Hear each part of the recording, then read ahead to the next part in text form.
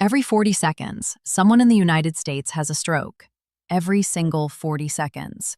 And the difference between walking out of the hospital on your own 2 feet or never walking again often comes down to what the people in the room did in those first few minutes before the ambulance arrived. Most of them did it wrong. Not because they didn't care. They cared deeply. They panicked. They rushed. They gave water. They propped someone up. They gave aspirin thinking it would help the way it helps a heart attack. And in doing so, they accidentally made a dangerous situation worse. Today, I want to make sure you never make that mistake, because what you do or don't do in those 3 minutes before help arrives could be the difference between full recovery and permanent disability. I'm Dr. Sarah Mitchell, and this channel brings you the clearest, most evidence-based health information available, specifically designed for adults over 60. If you haven't subscribed yet, please do that now so you don't miss videos like this one. Now let's get into exactly what you need to know. Here is what the research tells us, and it is sobering. According to a landmark analysis published in Stroke, the Journal of the American Heart Association, every single minute that passes during an active stroke, the brain loses approximately 1.9 million neurons, nearly 2 million brain cells, gone every 60 seconds. Researchers have a phrase for this: time is brain, and they mean it literally. But here is something most people don't know, and it changes everything about how you respond. The golden window for the most effective stroke treatment, a clot-dissolving medication called TPA, is 4.5 hours from the moment symptoms begin.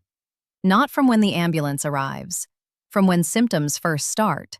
That means the clock starts the second you notice something is wrong, which means what you do right now, before emergency services even pull into your driveway, genuinely matters. So let me walk you through what I call the 3-minute stroke response. It has 2 parts: what you must do and what you must never do. Both are equally important, and both will surprise you. The very first step, and this takes about 30 seconds, is recognition. You need to know you're looking at a stroke, not a dizzy spell, not low blood sugar, not plain exhaustion. The tool most emergency physicians now recommend is called Be Fast. That stands for balance, eyes, face, arms, speech, and time. Let me break that down quickly. Has the person suddenly lost their balance with no clear reason? Are they saying their vision has gone blurry or they're seeing double? Is one side of their face drooping? Ask them to smile and watch if one corner falls. Can they raise both arms and hold them there? Or does one drift downward on its own? Is their speech suddenly slurred or impossible to understand? If you answer yes to even one of those questions, you call 911 immediately. Not after you get them settled. Not after you call their son or daughter. Right now, 911 first. Here's what shocked me when I reviewed the research on this. A study published in the Journal of Stroke and Cerebrovascular Diseases found that Be Fast identifies approximately 97% of strokes accurately. The older FAST method, just face, arms, speech, and time, missed roughly 1 in 5 strokes. It specifically missed strokes involving the back part of the brain, where balance problems and sudden vision changes are often the very first signs. Most people dismiss those symptoms entirely. That dismissal costs lives. So you've called 911. The dispatcher is on the phone. Now what do you actually do? This is where the 3-minute technique begins in full, and there are 4 specific steps while help is on the way. First, write down the time. I know that sounds almost too simple, but the exact moment you notice the first symptom is information the emergency team will urgently need the second they walk through your door. It determines which treatments are possible and how aggressively the stroke team can act. If the person was asleep and woke up with symptoms, write down the last time you saw them acting completely normally. That becomes the official last known well time in their medical record. Write it down. This is not a minor detail. Second, help the person lie down on their side. If they're conscious, guide them gently to the floor. Turn them onto their left or right side and place something soft under their head. This position is critical because stroke affects the muscles that control swallowing. If the person vomits, which can happen, Lying on their side prevents them from inhaling it into their lungs, which can trigger a serious secondary complication. Do not prop them up in a recliner. Do not seat them on a couch. Horizontal, on their side. Third, and I cannot stress this enough, give them nothing by mouth. No water, no juice, no medication. Nothing. The swallowing reflex may be severely impaired, and what feels like a kind, calming gesture can instead cause the liquid to enter the lungs. This is a preventable complication that makes an already life-threatening situation dramatically worse. Now here is the specific mistake that most well-meaning people make, and I want you to lock this into your memory right now. Do not give aspirin.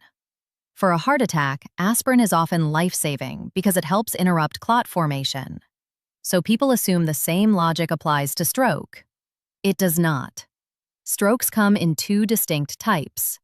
The most common type, ischemic stroke, is caused by a clot blocking blood flow to the brain. But roughly 15% of strokes are hemorrhagic. They're caused by a blood vessel rupturing and bleeding directly into brain tissue. If you give aspirin to someone having a hemorrhagic stroke, you are actively worsening the bleeding. And you cannot determine from the outside which type someone is having. Only a CT scan can tell you that. So the answer is clear. Give nothing until paramedics arrive. I want to tell you about a woman named Dorothy, 71 years old. Dorothy's husband Raymond was watching the evening news when she noticed his words were coming out completely jumbled, and his right arm was hanging at his side. Dorothy called 911 immediately. She'd seen a stroke awareness flyer at her cardiologist's office, but while she waited, she helped Raymond sit upright in his recliner, gave him his daily aspirin tablet, and brought him water because he kept saying he was thirsty. She did every single thing out of genuine love and care. Raymond, it turned out, had a hemorrhagic bleed. The aspirin Dorothy gave him complicated his recovery and extended his hospital stay by nearly 2 weeks. Dorothy didn't make a mistake out of ignorance. She made it out of love, without the right information. That's exactly why this video exists. The fourth step in your 3-minute technique is this: stay calm and stay with them. Talk to them. Hold their hand if you can. Tell them help is on the way. Your calm, steady presence is not a small thing. It has measurable physiological effects. Emotional distress in bystanders directly affects the stress response in patients. Panic elevates blood pressure. Elevated blood pressure during an active stroke significantly worsens brain injury. Keep the room quiet. Turn off the television. Keep other people from crowding in. Be calm in that room. It matters more than most people realize. Let me pause here for a moment. Have you ever witnessed a stroke? In a family member, a neighbor, someone in a public place?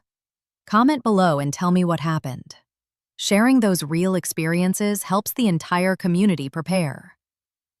There is one final don't I want to address, because I hear it constantly. Do not drive them to the hospital yourself. The impulse is completely understandable. You have a car, the hospital is nearby, you want to move. But here is what changes when an ambulance comes. Paramedics can begin supportive care immediately. They communicate your loved one's condition to the ER team in advance, so the stroke team is assembled and waiting. And they can transport legally and safely in ways you cannot while you're focused on the road. Multiple studies published in Neurology and Stroke consistently show that patients arriving by ambulance receive faster, better coordinated treatment than those arriving by personal vehicle. Call 911. Let the professionals do exactly what they are trained for. A 68-year-old man named Franklin learned this the right way. Franklin's wife, Margaret, noticed he was stumbling and couldn't see clearly from his right eye. She recognized 2 Be Fast warning signs: balance and eyes, and called 911 within 60 seconds. She helped Franklin gently to the floor, turned him onto his side, wrote the exact time on the notepad she keeps beside the phone, and stayed on with the dispatcher the entire time. She gave paramedics the written time the moment they arrived. Franklin received TPA at the hospital 53 minutes after symptoms began. He walked out 6 days later with only minor effects in one hand.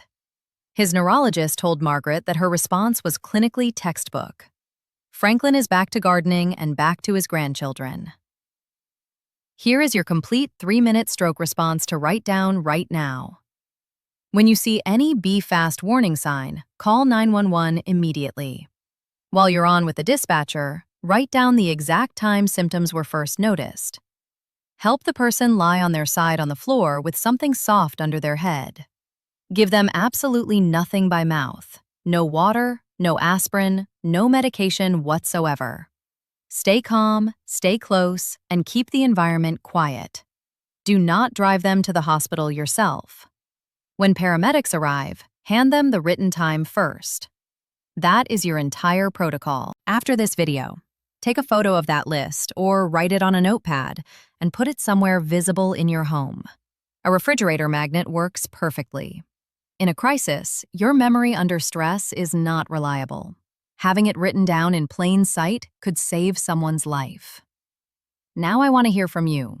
Did you know that giving aspirin during a stroke was actually dangerous? Comment, "Learned this today," if this changed something you believed. Comment, "Already knew," if you were ahead of the curve. And if you have a spouse, parent, sibling, or neighbor who needs to see this, please share it with them right now. This is one of those videos worth passing on. I'm Dr. Sarah Mitchell. If today's video gave you something genuinely useful, subscribe so you don't miss what's coming next. In our next video, we're going to cover the silent early warning signs of stroke that can appear days, sometimes even weeks, before a major event strikes. Signs that are almost always dismissed as something minor, and that could give you the chance to intervene before a stroke ever happens. That one could be the most important video I've made this year. I'll see you there. Take care of yourself and the people you love.